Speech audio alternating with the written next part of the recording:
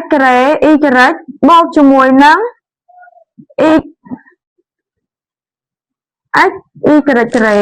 ហ្នឹងគឺយើងចូលមកដល់លំហាត់កជាលំហាត់ចុងក្រោយរបស់យើងចំពោះលំហាត់កគឺវាខុសប្លែកពីលំហាត់ពីមុនបន្តិចណាអញ្ចឹងជាដំបូងហ្នឹងយើងមកដាក់ប្រធានវាសិនមកកករណី x ការ៉េ y បូកជាមួយនឹង x x y ការ៉េតែតាមយើងមើលប្រធានរបស់យើងអាចចាប់អីជាកតាបានគឺយើងអាចចាប់ x y ការ៉េជាកតាបានអញ្ចឹងបើយើងចាប់ x y ការ៉េជាកតាគឺដាក់សិនមក x ការ៉េ y ការ៉េបូក x y ការ៉េអញ្ចឹងយើងចាប់ x y ការ៉េជាកតាអញ្ចឹងតួនេះបើយើងចាប់ x y ការ៉េជាកតាគឺ y ការ៉េអស់ហើយប៉ុន្តែនៅសល់ x មួយដោយសារ x យើង x លើកជាការ៉េអញ្ចឹង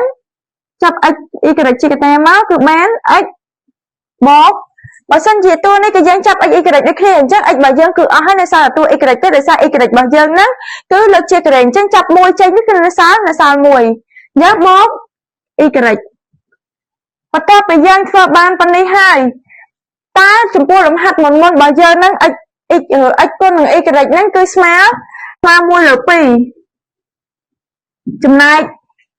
x បូក y ការ៉េហ្នឹងគឺនៅសល់ឬ7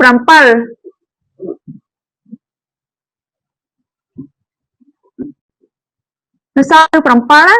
អញ្ចឹងយើងគុណវាមកអញ្ចឹងយើងបានឬ7លើ2ដូចនេះចំពោះលំហាត់គឺខ្លីៗដែរទេយើងគ្រាន់តែ